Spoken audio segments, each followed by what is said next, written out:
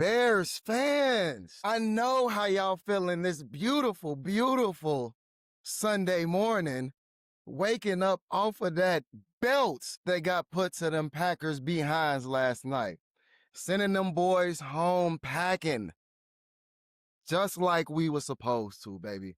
Still, dog. Super Bowl Bears, what's happening?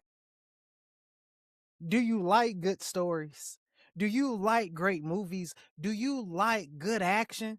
You had all that in the game last night. You talking about storybook. You talking about couldn't write the script any better. You talking about the NFL office really doing their job.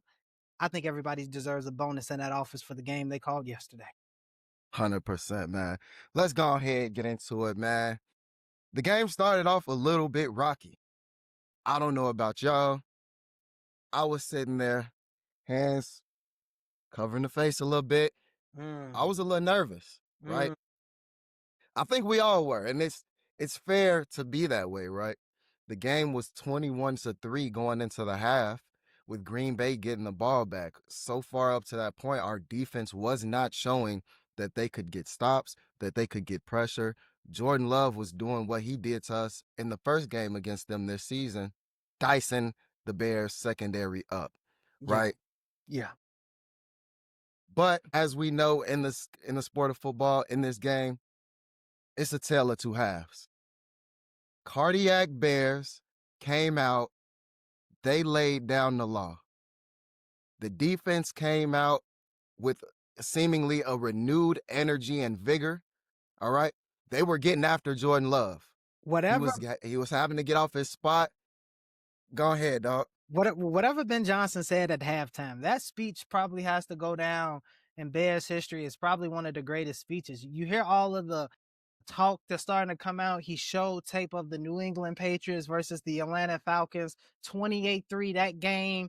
Atlanta was up. They thought they had the game in their hands. And then, Brady comes back and he snatches the victory away. Kind of like we snatched the victory away from the Green Bay Packers yesterday. You're talking about a hellacious, overwhelming, joyous, pure football win.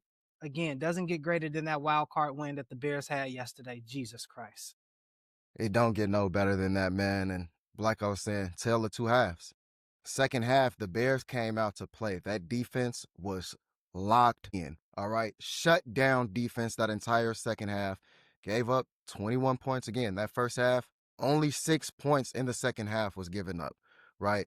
Now, their kicker screwed them because that was a touchdown. He missed what, 2 extra points, 1 or 2 extra points, Yeah. and or 1 or 2 field goals. I don't understand it. Bear fans, we've been there before. We remember the double doink. He We went know 0 for bad 2. He kickers. went 0 for 2 on his kicking yesterday. 0 for 2. He didn't make a field goal. Disgusting. Tyro Disgusting. Santos, 3 for 3. And there we go right there, dog. There we go right there, right? Honestly, those 6, 7 points Critical. is exactly what they needed. That's what they needed. But the Bears, again, locked in on defense, stopped their offense from doing what they were doing before. Shout out to the X Factors that we called out in our preview video. Who was the biggest Colston X factor? Loveland, Come on. Come on. Austin Booker, Come on. coming out, making plays, doing what they needed to do for their selective units. Man, I this is beautiful.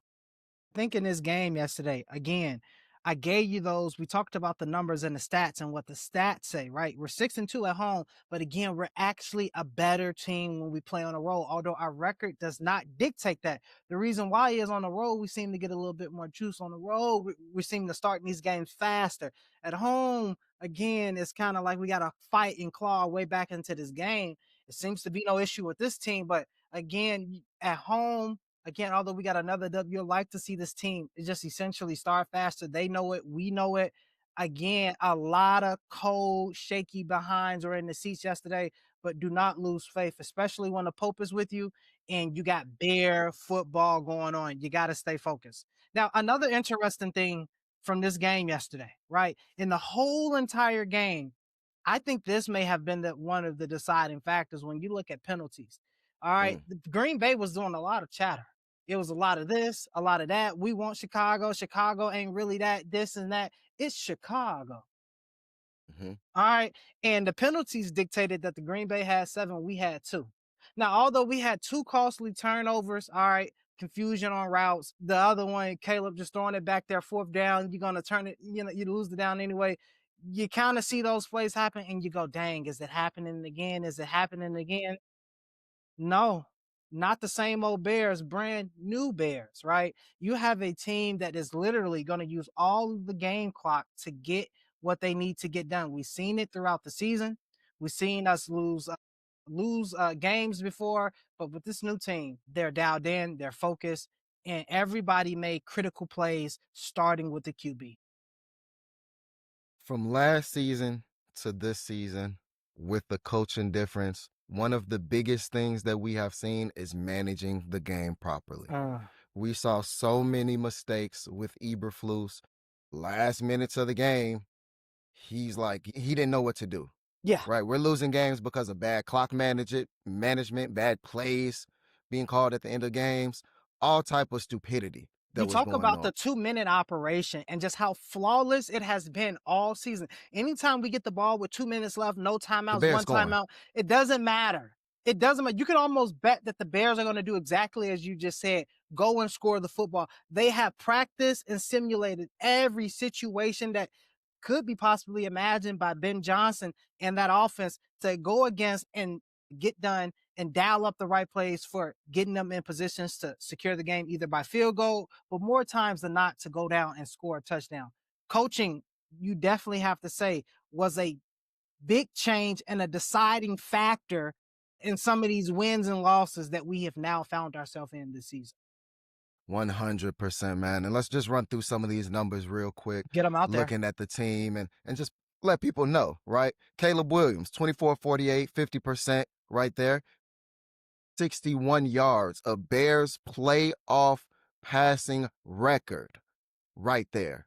All right. 2 touchdowns, 2 interceptions. We'll talk a little bit about that. Only took 1 sack. Okay. DeAndre Swift, 13 carries, 54 yards. Monungai, 27 yards there. Loveland, big play Loveland, 8 receptions, 137 yards. All right. DJ Moore, 6 receptions, 64 yards. The game winning touchdown. 2 game winning touchdowns against Green Bay this season. Roma Dunze coming in back off that injury. Probably had the biggest catch of the game. All right, in all honesty. 2 catches, 44 yards. Burden, 342. There were so many key plays, right? One of them, DJ Moore caught the ball. First down we needed. A freaking great block by Burden to allow him to go get that first down, right? Again, Roma Dunze didn't do much, but when we needed him, he came through clutch. The biggest catch of the game, what was it? Fourth and 8. 4th and 8, 5 minutes and 33 seconds left in the game, fourth We quarter. needed that. Came through. Great freaking throw by Caleb, right? Great freaking throw.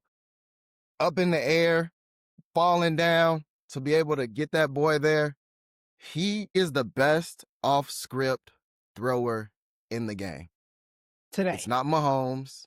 It's not Josh Allen. It is Caleb Williams. He's going to make all the crazy wild throws. The one thing about his game is just the basic ones. And again, we're going to see that improve 100% this offseason going into next. We're going to see that improvement. But let me touch on it, or talk to me a little bit about what you saw from the offense, just looking at those stats before I go to the defensive side. All right, let's talk about it. You already gave us those stats, but let's talk about again those X factors. Loveland, 3rd and Loveland, 1st and Loveland, 4th and doesn't matter. It's Loveland. You got all his love to give, and he put on the show yesterday and hauled in what was it, 117 yards or something, 137. 137 yards. I mean, you showed me another tight end in the league today that is Who's doing doing that? that type of production, right? You had all of the discord, Tyler Warren, Loveland. Why did the Bears go after Loveland at that pick? Well, you see why now. He is a mismatch nightmare for defenses to study for. We already have you talk about a group of wide receivers that are just ready to go. When you talk about DJ Moore, Rome, and Burton, that's enough to study for yourself. Then you add in 2 comparable tight ends, one that actually could be a wide receiver. you have no answers for that. Who do you cover? A linebacker too slow, a safety Too small. too small, can't cover him. A cornerback, all right, he can keep up, but then the physicality, just play Hmm. basketball, box out. So you talk about Loveland. The biggest game of his career is, I think, no fluke that it happened on the biggest game and the biggest game to date for the Bears yesterday here in Chicago, Illinois. That is not a fluke. That is just what Loveland does. You talk about Burden. Could we get the celebration? I am your father, Darth Man, Vader. I mean, man. I mean, I don't condone choking, but choke him. Choke him. I don't Put that foot condone it. on the neck. I don't condone them, but choke them. I mean, you talk about an attitude that won't let up on the sideline. You talking about just dog mentality reverberating throughout the whole team. That's the type of synergy you want. That's the type of dog. That's the type of leader you want on the offensive side of the ball. And you got that in Burden, and he brought that all night. And then you talk about Odunze, right? Coming back, he should actually be out for 8 weeks. He's coming back in 5 weeks. He's given us the best that he's got. All right, Anita Mhm. Baker, could you cue the music? I mean, Romo Doomsday in a critical situation. Him and Caleb all season. He's not all season, but most of the season he's been out. He stepped in on a big play when a big play needed to be made. Him and Caleb locked up, synced up. What a throw! What a catch! If you think about it, it kind of reminded me of that Cole Kmet catch that he had for the touchdown when he got cracked, but he didn't drop the ball. Similar to this one, Roma Dunze, if he would have got cracked, which he did, he could have just simply dropped the ball. You know, the refs incomplete. Held on to the catch. You really got to give Odunze a big shout out there for focusing in a critical situation. But ultimately, if you want to know the truth to why we won this game, I give you two answers. I give you the offensive line for the Chicago Bears. That Mm, cannot be understated enough. Ryan 100%. Poles, Kevin Warren, Ben Johnson, magnificent. Then you go simply right after that, you go Caleb Williams. You have to excuse the two interceptions. All right. You can say, hey, although it is on the quarterback, wasn't on the quarterback, right? If you take those two interceptions off the stat line, you're talking about numbers that you would think, hey, Patrick Mahomes. You would think, hey, Joe Burrow. You would think, hey, Hmm. Lamar Jackson. No, it's French tip Caleb Williams, and he is the Bears quarterback of the future. He is the Bears quarterback now. And if you want me to be honest, you can literally go playing the best football right now in the playoffs. You can literally go Stafford 1, Caleb Williams 2, much to be decided there. Man, definitely is a lot to see, Bears fans, man. And we gonna see it. We got another game next week. We don't know who we playing yet, but we know it's gonna be back at home. And we know it's gonna be another big one. So Bears fans, we need y'all out there. We need y'all supporting the team. Keep bearing down. One of our homies, when we lose, we see we losing. He's sending a text thread. Don't lose faith. Even when we down big. Bear down always, baby. Got to keep the faith. So let's go ahead and talk a little bit about the defense before we head out of here, man. Ain't a lot to talk about. Unfortunately, no turnovers this game, which I think would have helped, get us a little bit more over the top. But Austin Booker stepped up, got a sack on Jordan Love there. And that's really it, right? Did see Sweat back there kind of getting back disrupting a little bit, but he couldn't get home. And we saw what was happening. They were double teaming him, had Mm. some chips on him. They were making sure that he couldn't get loose and do something. And Austin Booker was back there causing havoc because of it. Kyler Gordon, somebody who also came back off of injury, just like Roma Dunze. He probably still should be sitting down. And we saw a couple times he got Absolutely. beat out of the slot. And they started picking on him. But Started. They we picked on them also, the whole game. I mean, yeah, if you think about it, this Kyler Gordon situation really, do you go McLeod? Do you go Gordon? Like well, we saw. Stevenson maybe had stepped up and got I more of think that. he should have got more time, but I guess he's just falling out of the graces. He's not in the rotation anymore. It can't it And can't be it sucks to see. it can't be out of the graces when you got the biggest game of your life here on the line. They really were picking on six. It was like, hey, let's go motion. Let's see, are they in Hmm. zone? No, they're in man. All right, whoever Gordon is guarding, let's get them. It's almost like the hack a Shaq. Who wants to play a game of Yeah. basketball when you're playing the hack of Shaq? Although it's good strategy, it's just not the strategy you want to see a person use to win a game. Yeah, and a couple times we also saw Kyler Gordon make some plays or almost make a play. When we first saw him come in the game, Green Bay at the goal line, he almost caught an interception off that quick pass that they tried to sneak in, right? Yeah, yeah. We saw a couple times him come through, almost break up some screens, almost get through for a sack, but we know it's just that gotta ramp it up, gotta get back fully healthy from that injury. So another week down, we'll see what happens next week with him, hoping that he can get healthier, play again, but play a little bit better, healthier, faster for the team. Man, I think next week, if you still got Gordon relatively healthy, and then you mhm, get an opportunity to get CJ Gardner Johnson back. All right, defense.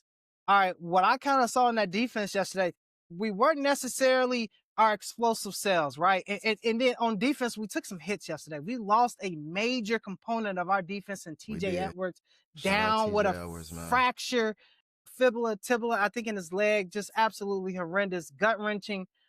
Edwards will be missed. But then you get some of these components back on the back end. You're talking Gardner Johnson, you're talking Kyler Gordon. And again, we said this all season long. You get some of your C4 back, right? Who's Hmm. coming on the blitz, who's not? Gardner Johnson is quick enough to kind of hold up and with the running back, wide receivers. He'd even play some of your tight ends there. So you got different pieces you can start to bring on blitzes next week in terms of packages, which could get a lot more exotic based on who we're playing, which we're going to need for our next game. If we want to continue to advance, the defense has to give us one of those just monster of the midway victories where no, you know what? The defense is winning this game and they're winning it handily. Now, total dominance, that's kind of a stretch because we haven't seen total dominance on this Yeah, defense all season. What we've seen is an opportunistic defense that rapidly turns the ball over. You either want dominance or you're going to get this turn the ball over defense. You need one of those defenses to show up. Hopefully, with C4 being back next week and Gardner Johnson and Kyler Gordon, you kind of get to unload and press the button. most definitely, man. Yo, we looking forward to big things the rest of this playoffs. All right. We looking for the Bears to keep on marching, keep making progress, and keep progressing. So before we get out of here, like we said earlier, we don't know yet who we're gonna play. We still got a game left with between the Eagles and the 49ers. But between the options available of the Rams, Eagles, or 49ers, which one of those three teams would you prefer for the Bears to play in the next round? I mean, I think it'd be foolish of me to say any one of those things. I think we take the opponent that we're supposed to get. I mean, we welcome all challengers as we have all season. Hey, the Bears, your record, you're only beating lesser team. Oh, the Bears, you can't beat good teams. Oh, the Bears, if they have a good defense, Caleb Williams not going to be able to throw the ball.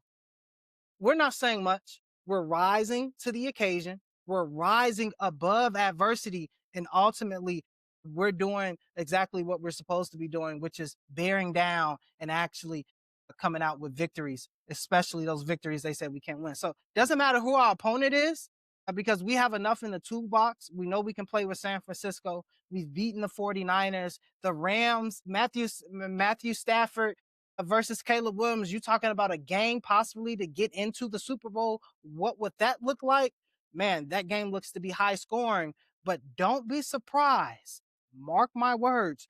Don't be surprised if that's the game and the Bears come out on top and we actually go to the Super Bowl because Caleb Williams can score on that Rams defense. That's right. Mm. Caleb Williams can score on that Rams defense, and they may not have an answer quick enough to necessarily stop him. So we welcome all challengers. We'll just sit and wait and see who we have later today.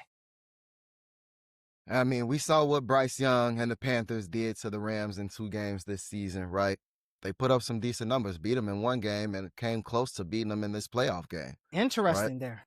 So if you think Caleb Williams is a better quarterback than Bryce Young, then the Bears should have a fair shot against the Rams. Now, for Absolutely. me, my preference would be the Eagles, right? Obviously, we've seen the Eagles already this season. We've beaten the Eagles already this season.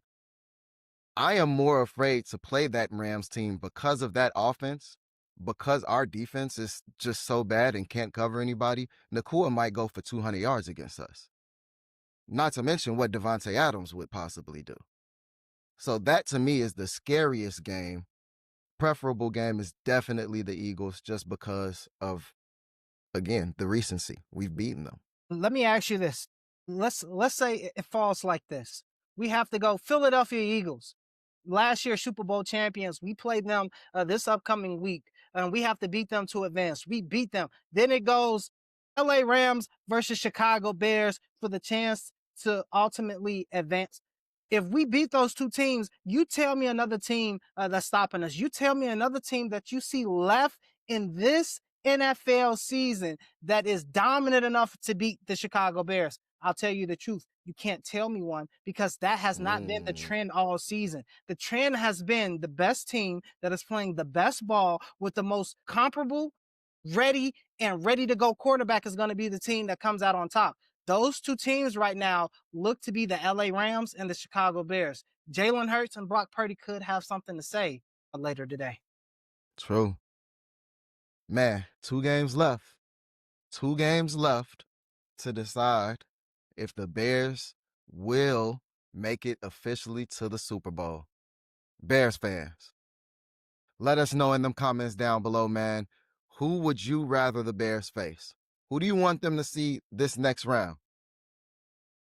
Let us know down in them comments. Bear down, all right? I need to see bear down, some FGBs down in them comments today, man. Well, what's up with Green Bay saying it ain't nothing the Bears did. They didn't do nothing. We plexical burst ourselves. It's only us. It's only us. It's a only crazy us. call out. Man, I heard plexical burst in a minute. kind of sassy to me. They sound sassy over there. That is some weak stuff to say, man. Wow. Because, I mean, partially true, because we did say it. Their kicker left 7 points off the board, right? He left 7 points off the board. Sounds not like a floor problem. It's something with you guys. So you guys have to figure that out. The Bears did everything they needed to do to win. You guys did not. You know what? Let me ask you a question. It ain't that the Bears won nothing special. You guys were nothing special because you could not close out the game. I mean, if they really want to, since they're doing so much talking up there in Wisconsin, Green Bay, I mean, the real question should be asked here, and I'm surprised no one is asking it yet. Did we just break the Packers up? Is this the end of LaFleur and Love? Is this the end of LaFleur and Green Bay? Is it time to get a new regime in there because there is a new leader of the pack in the NFC North, and it looks to be the Chicago Bears? Did we just end the Packers' reign of Love and LaFleur? Your thoughts there? The new king of the North is here, all right? The Bears may have had the best game ever against the Packers with beating them twice, right, this season, beating them in the playoffs, and possibly making them fire their coach and or get a new quarterback. This may have been the biggest belt to ass the Bears have ever put on these Packers. A lot to be seen with the offseason still playing out, but y'all know y'all gonna hear everything here at the Bears Focus podcast, man. So thank y'all again for tuning in. Make sure that y'all leave a like, subscribe, share the video. Drop them comments, man. FGB, bear down, baby. And of course, until next time, it's Chicago. bear down.